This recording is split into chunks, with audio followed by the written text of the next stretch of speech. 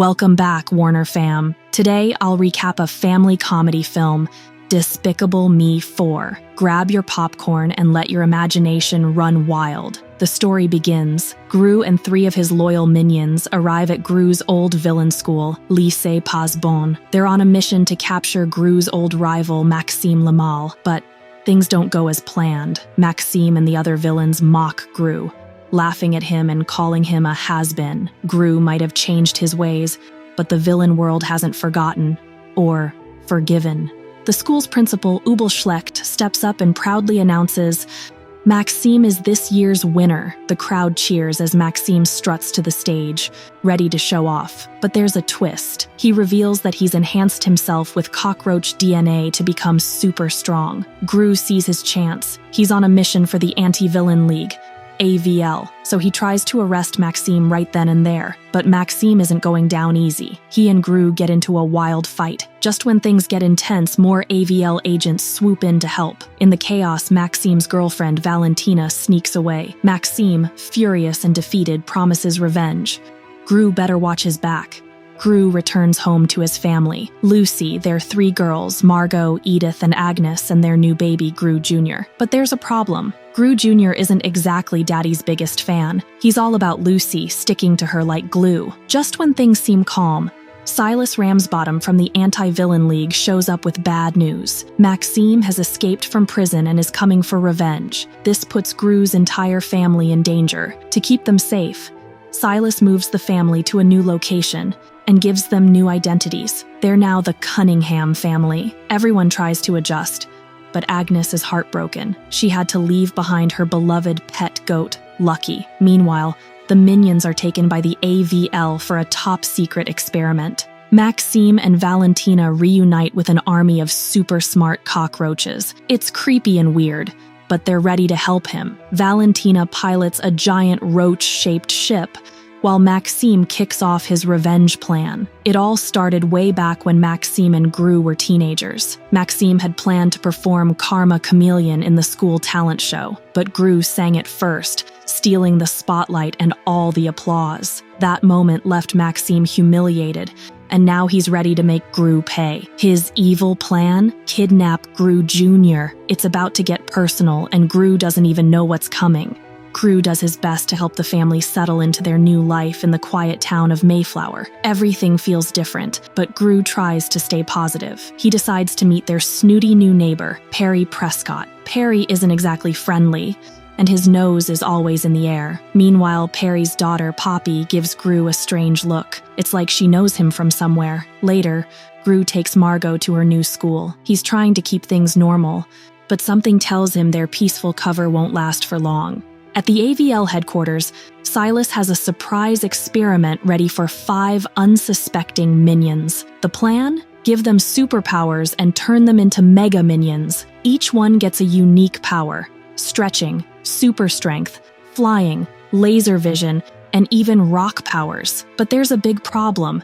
These are minions we're talking about. Instead of becoming heroes, they can't control their new abilities at all. Chaos breaks out. One minion zips around like a rubber band. Another flies straight into the ceiling, and laser beams start flying everywhere. It's a total mess, and Silas is starting to wonder if this was such a good idea. While everyone else is busy, Edith and Agnes head to a local karate class. Agnes is a little nervous, especially when the instructor asks for her name. She stumbles, not sure whether to use her fake identity or her real one. The instructor doesn't help. He makes her feel bad for not answering quickly. That's when Edith steps in. She's not about to let anyone mess with her little sister. With a quick move, she stomps on the instructor's toe, and there's a loud crack. The instructor hops around in pain while the other students cheer for Edith like she's a hero. Agnes smiles, feeling a little braver, and they leave knowing they've made quite an impression. Lucy starts her new job as a hairstylist in a fancy, rich neighborhood. She's nervous but excited. Her first client is a lady named Melora, who asks Lucy to dye her hair pink. Seems simple enough, right? But things quickly go wrong. Lucy accidentally mixes the wrong chemicals, and suddenly Melora's hair starts to burn off. Lucy panics, trying to fix it, but instead she accidentally knocks over a bottle and whoosh! A fire breaks out in the shop. As flames spread, Lucy sees her chance to escape. She dashes out the door, leaving behind a very shocked and very bald Melora. Lucy might need to rethink this whole hairstyling career. Later that night, Gru gets a surprise visit from Poppy. She's not just any ordinary kid.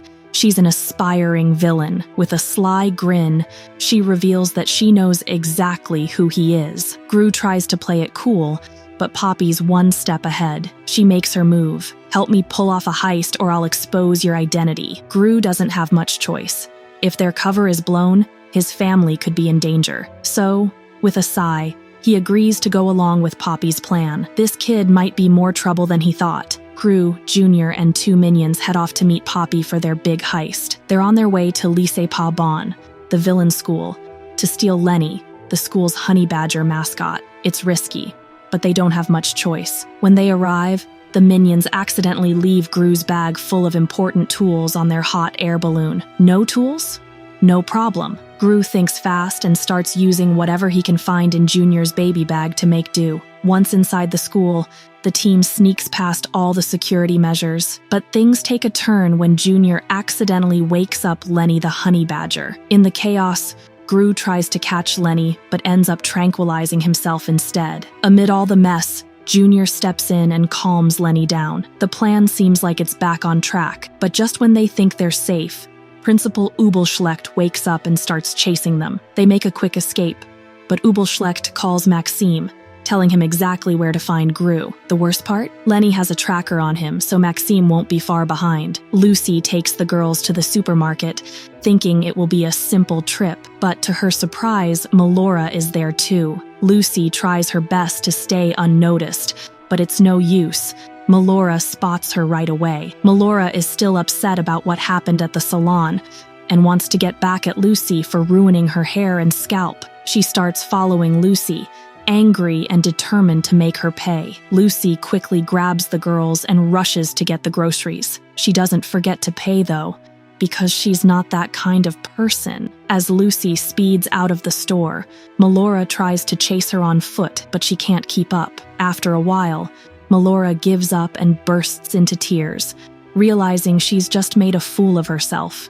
The Mega Minions are sent out to fight crime and help the people in the city. At first, it seems like a great idea, but things quickly go wrong. Instead of saving the day, the minions cause more problems than ever. They knock over buildings, scare people, and make the streets even more chaotic. The city is getting more and more upset. Silas realizes that the Mega Minions are a disaster and has no choice but to retire them. He officially calls them a failure, deciding they're just too much trouble to keep around. The Mega Minions might have superpowers, but they're definitely not ready for the job.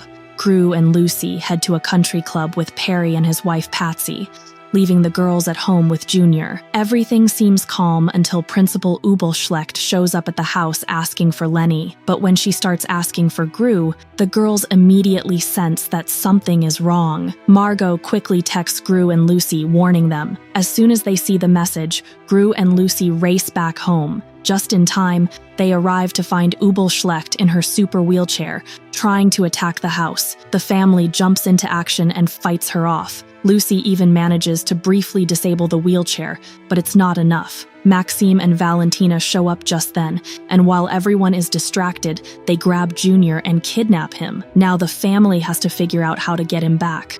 Lucy stays behind to deal with Principal Ubelschlecht, while Gru heads off to find Maxime with some help from Poppy and her mini-ship. Maxime has a nasty surprise waiting for them. He uses his evil tools to turn Junior into a human cockroach hybrid, hoping he can turn Junior against Gru. Meanwhile, as Valentina tries to follow Gru in the roach ship, the ship's weight causes her to fall right through the roof of the building. Things are getting crazier by the minute. Maxime gets ready to use Junior to finally defeat Gru, but something unexpected happens. Junior's love for his father is too strong, and it overpowers the cockroach side of him. Junior helps Gru defeat Maxime, who ends up falling to the ground, knocking over everything in his path. Just when things look their worst, the Mega Minions arrive to help, after Silas decides to send them in to back up Gru. After the battle is won, Gru brings Junior back home safely. The sweetest moment happens when Junior finally calls Gru Dada, and Gru thanks Poppy for her help too. The family is safe once again, and they can finally relax. The family returns home, and Dr. Nefario works his magic, turning Junior back to normal. Agnes is thrilled to be reunited with her pet goat Lucky. Everything seems peaceful once again, but Gru knows he still has one thing left to do. He heads to the AVL's prison to visit Maxime. Gru admits that he did steal Maxime's moment at the talent show all those years ago, and now he wants to make things right. To make up for it, Gru and Maxime put on a surprise performance of Everybody Wants to Rule the World. As they sing, something amazing happens. All the previous villains, Vector, Mr. Perkins, El Macho, Scarlet and Herb Overkill, Balthazar Brat, Bell Bottom, Nunchucked, Jean Claude, Svengeance and Stronghold, join in and start dancing with them. It's a fun, silly moment where even the bad guys can't help but have a good time. So, which amazing animated movie should we recap next? Drop your suggestions in the comments below, and let's bring it to life. Don't forget to hit that subscribe button so you never miss out on our fun recaps. We've got lots more coming your way. Thanks for watching, and see you next time. Produced by Warner Animated Recaps.